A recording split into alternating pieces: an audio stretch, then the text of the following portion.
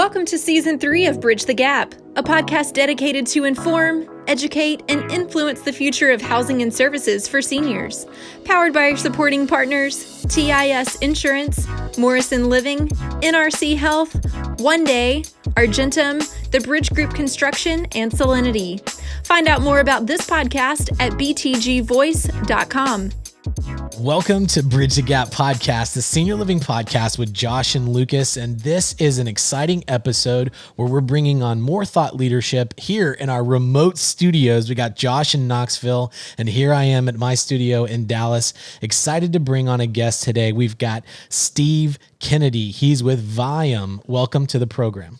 Yeah, thanks, Lucas. Thanks, Josh. I'm excited to be here. Well, I'm glad that we were able to connect on LinkedIn. Your company has been in a couple of articles recently, and we're talking about what the market looks like today in this new phrase that we're constantly hearing, which is the new normal. I imagine if we'd had you on back in Q4 or even maybe January of this year, Q1, we might have had a little bit of a different conversation.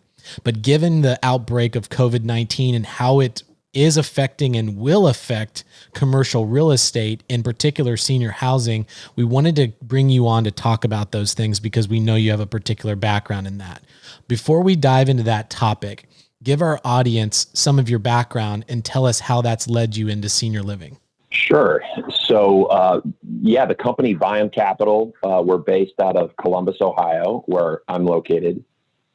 I was with a company called Lancaster Pollard, which is now part of Oryx, for 18 years and exited last August 1st of 2019.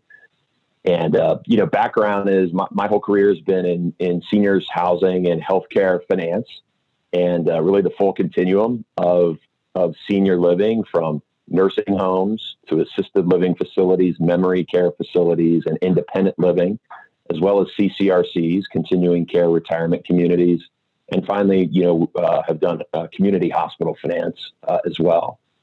And so that's my background. Grew up in Cincinnati, Ohio, just 2 hours down the street, down I-71.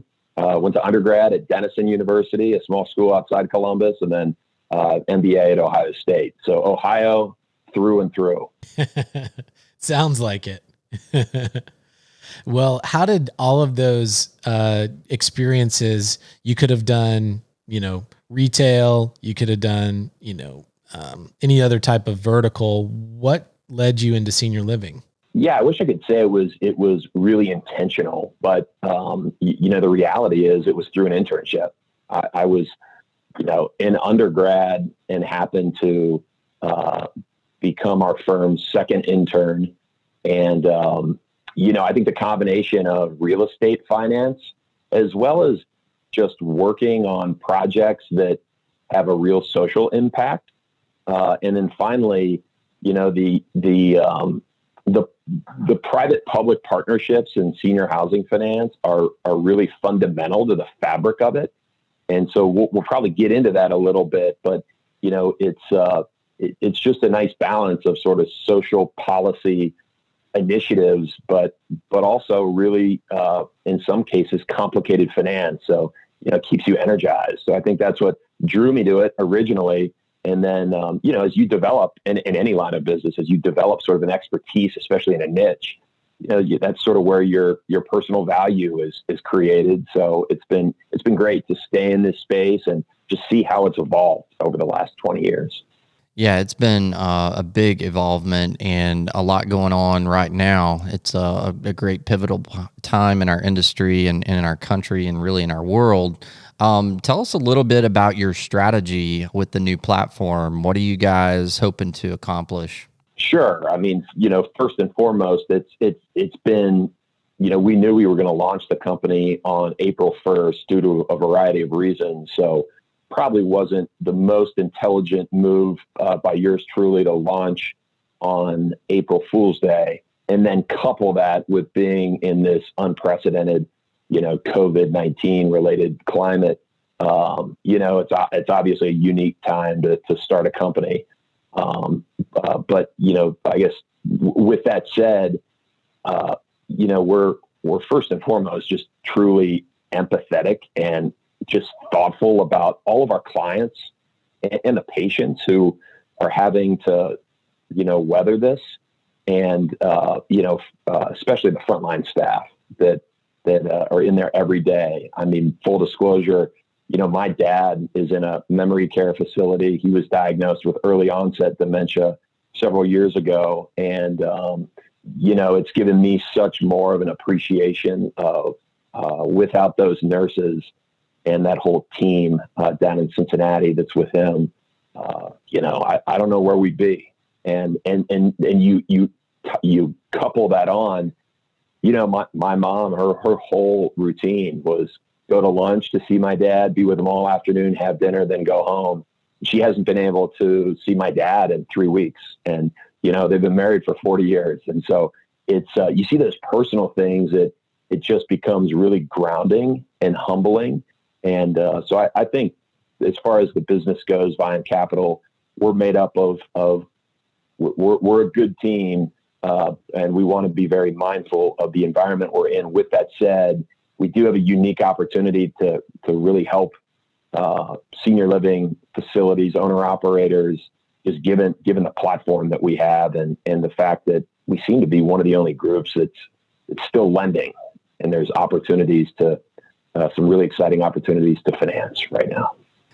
So I appreciate, I didn't understand that background, the personal, attributes that you have to the industry. I think that gives you a very unique perspective, to be able to understand what the families are going through as well as the community. If you don't mind, just a little bit on that, because we've talked a lot with, I would say, the operator's point of view. And you're giving us a couple of unique today to be able to talk about the lender's point of view, the financial side, but also maybe touch a little bit more on the family side. You gave us a little bit of insight to how that's impacted mom and dad. Can you tell us a little bit more from a family's point of view of the resident engagement and what you've kind of seen and experienced of what the communities are attempting to do to try to keep them maybe connected, but also keep them safe, and how is that playing into their kind of daily relationship and routines? Yeah, I mean, we've seen them leverage technology. So, my dad's at a state where I don't think he doesn't really recognize when we FaceTime him what's going on. He might take some comfort in hearing a voice that's familiar, but, to have, just this past Saturday morning, Casey, one of his nurses, FaceTimes me, and my dad's there. And, you think about the nurses that they're pulling long hours, and they're really especially with dementia residents, that they're the only people that are there for those residents, and so technology being leveraged, and then outside of that, it's the other personal anecdote I'll share is just seeing how friends and family kind of rally around others. It's been awesome. So I have one sibling, my brother. He's 13 months younger than me. He's in Cincinnati. Lives 2 minutes from my mom, and he goes and he walks with mom every day. And that's something that, they see each other a lot, but, they're 6 feet away from each other. And they're staying safe, but it gives her something every day she looks forward to. And so I think the silver lining through this is you see just sort of the beautiful humanity of people in facilities, but also people outside of facilities. And so that's been a silver lining, really nice takeaway as we've had to just kind of shed our regular schedules and adapt and see people step up. Man, I love that. And I appreciate you sharing that kind of personal perspective. Lucas and I have talked with so many different guests, and regardless of the position or the perspective, those have been a couple of the theme patterns, I would say, of the silver lining, as you mentioned, of people actually coming together, whether that be families, the teams that are rallying in difficult times, and really going above and beyond. And it's really cool also to see the tools that are at disposal that maybe we haven't been leveraging as an industry to the full extent that we could. And we've talked about that we think, many of the lessons we've been forced to learn through this and how to implement smart technology and thinking outside of the box. As we are getting past all this, there'll be some lessons positively that we can learn and carry forward that we think will make us better. So to switch gears a little bit, putting on the professional hat, what are the minds of guys like you thinking right now, as there's obviously so many changes going on and so many things have kind of come to an abrupt halt, and everybody's kind of sitting on the sideline with their projects and their dollars, it seems like, and you may contradict that and say, no, nobody's sitting on the sideline. We're moving forward with everything, but kind of give us the temperature of like the world, where it stands right now and where you see us kind of going from a project standpoint and from financing over the next 6 months to a year.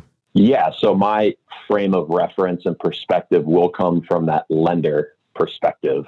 And, to set the stage, what we do is we provide debt capital. So we provide, in effect, loans. And the way we originate those loans is either from our bank capital partner, or we sell debt securities to raise that capital from the capital markets and then loan those proceeds to owner operators, whether to build a property, to acquire a property, to refinance or recapitalize a property, or a group of properties. And so from that lens, all lenders, no matter what kind of capital you're providing, including equity investors, have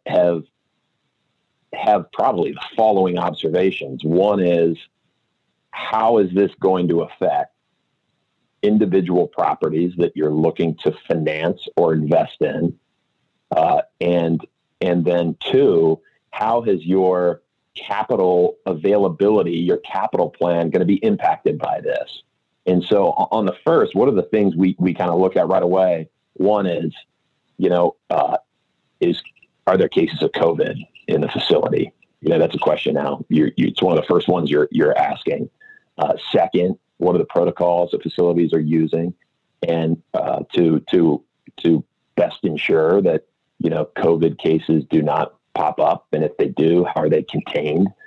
And then I think after you have a feeling of how the project and the owner operator are dealing with that, next thing you're looking at is, how is last month, this month, the next few months going to impact their cash flow? And so, a lender always looks at sort of the trailing 12. You'll hear that term.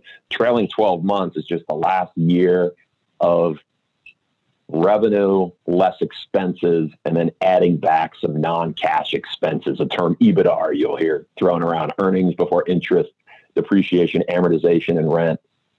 And basically that's your cash flow that's available to pay debt service. Well, you can imagine your trailing 12 in January of 2020, it's probably going to look a lot different than your trailing 12 in June of 2020 because of this last 30 to 60 days and the next 30 to 60 days. And the reality is you're not moving in residents or patients at the velocity you were, if at all, because of restrictions of new people coming into the building. You're also, unfortunately, you're dealing with death, which is a fact of life and a fact in senior living facilities. You're also dealing with increased expenses with, you hear about the equipment and just products that are needed. And then finally, you're dealing with, usually higher labor costs because you're having to pay overtime and you're having to pay a little bit more money because of the risks that those frontline workers are taking. With all of that, guess what? Revenue is not increasing, right? Even if you have Medicaid, Medicare, and private pay, none of that's going up in an environment like that. In fact, it's going to be harder for some people to pay those private pay rates, especially if they're dependent on, selling their home first. And now their home value, the market might not be as solid to sell a home. And so it's sort of all intermingled, but I go back to that T12. And when you're a lender, and if you're still providing capital like we are, what are we doing? We're having to do our best to conservatively underwrite these deals to make sure that, we're not unintentionally over leveraging a project, that in a year from now, we're going to say, whoa, we thought this would cover debt service at, 1.5 times or 2 times coverage. Now it's not covering. And now we're in a default situation. So really being conservative and trying our best to estimate how is this project or group of projects gonna look over the next 12 months. That's a great explanation, and kind of helping our audience understand what you're thinking. Does that translate to longer deal lead times, a lot more kind of underwriting time, a lot more diligence that groups like yours are going to be doing, to where it seemed like just a few months ago, these things were just turning so quickly and it was such a hot market?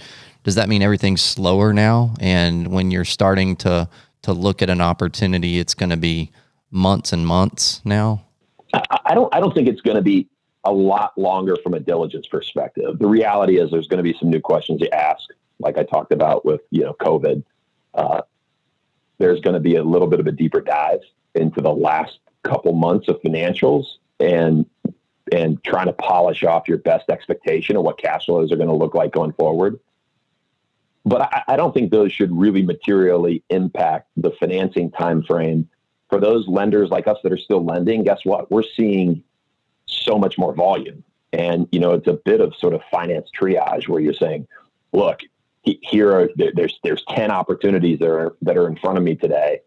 How can I quickly determine what are the 3 opportunities we're going to delve into and go for? And that's when you start looking at is the strength of the operator. How well capitalized are they?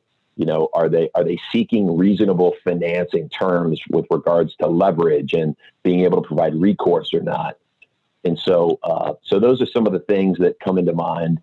But besides the deal underwriting standpoint, there are a lot of deals that were about to trade hands that have pressed pause, right? If you're selling a facility and you had a price expectation in February and you're buying a facility, you can understand a buyer saying, wait a second, that T12 that we just ran and put a cap rate on to try to determine the value of the property, that's going to look a little different. And therefore, let's press pause. Let's see how this plays out. And so I think that from a deal time is what we're seeing in the markets is a lot of just uncertainty, not only in the capital stack or capital side of things, but if you're a buyer and you're going to be borrowing money or taking on investors or investing your own capital into a project, you want to make sure the return is going to be there. And, the enemy of investing is uncertainty. And we're in an uncertain world right now. Let's talk specifically about distressed assets, because I've seen and heard conversations recently about investors that are talking about, hey, there may be a really big shift and change on pricing where the market has been, challenging for people to buy because the price per unit or price per bed has been really, it's been a seller's market. That's what I've been hearing in a lot of times. And then you also hear this other conversation about the private equity groups that have been paying all this money and they're driving up prices and stuff like that. So what do you think the market's going to be like on the other side? Is there going to be a big shift in the pricing for all of this? Will people have an opportunity? Are there going to be a lot of exits here? Are REITs going to exit big portfolios, or are they going to jump in? There's a lot of questions here that I'd love to get your take on. I don't think there's going to be a land shift of serious magnitude in price per unit and price per bed. There will be a shift. It will decrease just based on the simple fact that there's less capital available. and we're seeing, income impacted. And remember, all senior housing and healthcare assets, they're not just real estate assets. They're really operating businesses. And that's really where the bulk of their value comes from. And so those impacts to revenue and expenses drive value. And if your margins are tighter, your value is going to be less. But I said not a landslide, because I think what you see here is an economic environment that, if you're not well capitalized and you're over leveraged and you don't have scale, it's going to be harder to deal with this, right? And that's going to force your hand to sell in many cases. And so what well capitalized, experienced owner operators view is an opportunity. And they view as an opportunity to, purchase an asset at a more reasonable basis and, inject some CapEx and operating expertise and scale into those, so that ultimately, they can come out on the other side of this and benefit. Now, I'll give you just an example, an anecdote that sort of helps illustrate that. A client of mine, probably 8 to 9 years ago, had a portfolio of probably 40 skilled nursing facilities and assisted living facilities in the Midwest. He elected to exit, sold them off in a few different offerings, and pivoted to a separate healthcare market, one that dealt with drug and alcohol rehab, as well as depression-related facilities. And he called me 2 weekends ago, and he said, "Hey, I'm going to get back into the skilled nursing space." He's well capitalized. He knows how to operate. He can tap sort of his formal team. They loved working for him. But what he's seeing opportunities with small portfolios that are over leveraged because somebody's paid too much and they put too much debt on it, and younger owner operators that sort of went all in, and they're not going to win. And he's going to be there, and he's going to benefit from it. And good news is that's good for the patients and the residents, because now they're going to have a more well-capitalized owner operator that has the capital to put into these facilities and programming. And so it's unfortunate for, that entrepreneur that went into the space. But, if you're an entrepreneur and you leverage yourself too quickly and too much, this is sort of the risk that you run. It makes a lot of sense, Steve. And so kind of a final question. We've touched on the value adds and a lot on the acquisition side. It's been very helpful. What do you say? I mean, development was super hot, new construction over the last, really for quite a while going into this. What would be the appetite for new construction, and what's everybody thinking on that front? Yeah, good news with new construction is, you obviously have seen sort of a pause, or at least a slow up in construction. So if you're bidding out a job right now, you're likely going to get a little bit of a discount compared to what you were expecting from the GC and the subs, and have the opportunity to work with sort of the top subs. So again, if you have capital, this actually can be sort of a decent time to strike. The other positive I think for the market right now is, it's no secret. I mean, there was quite the boom and a little bit of oversupply in a lot of markets. And so what this does is it cools the jets on new supply coming on board. The demographics aren't changing, so it kind of helps sort of the demand supply of units available. And so I hate to say it, but an unanticipated correction like this probably gets us into a little bit more equilibrium. But no doubt, development, is going to be, a lot slower over the next at least 6 months until people can understand what the impact is. Because when you talk about underwriting a value of a deal, and I go back to my T12 I was talking about, that's all the more important when you're doing projections on a facility that has nobody in it and hasn't been built yet, right? You want to make sure you're underwriting margins that are appropriate, and any lender wanting to lend to a new construction project, they're going to want to make sure some real equity's in that deal, and they're not going to want to become as high levered on the capital stack as they were, 6 months ago, 12 months ago, because they need to make sure that developer, owner, operator has some real skin in the game. It makes a lot of sense. Well, this has been great for, I know for Lucas and myself, as well as our audience and our listeners. Appreciate you taking time out of your schedule. I know you've got a million calls that you're on from the home command center there, but appreciate you taking time for us today. Thank you, guys. It's been great to speak with you, and love tuning into your podcast. Steve Kennedy, thank you so much. I appreciate that. Thanks for following along. And to all of our listeners out there, if you like what you heard today, we'd love to continue the conversation on our social channels. You can connect to us at btgvoice.com and get all of our episodes, connect to all of our social media channels, and you can also connect to us, the hosts, Josh and Lucas, and our production team. Thank you, everybody. We hope you have a great day, and thanks for listening to Bridge the Gap. For a full library of episodes, merchandise, and the 2020 conference tour schedule, visit btgvoice.com. Join the conversation on social media by following @BTGVoice, and we'd love to hear your thoughts on this episode.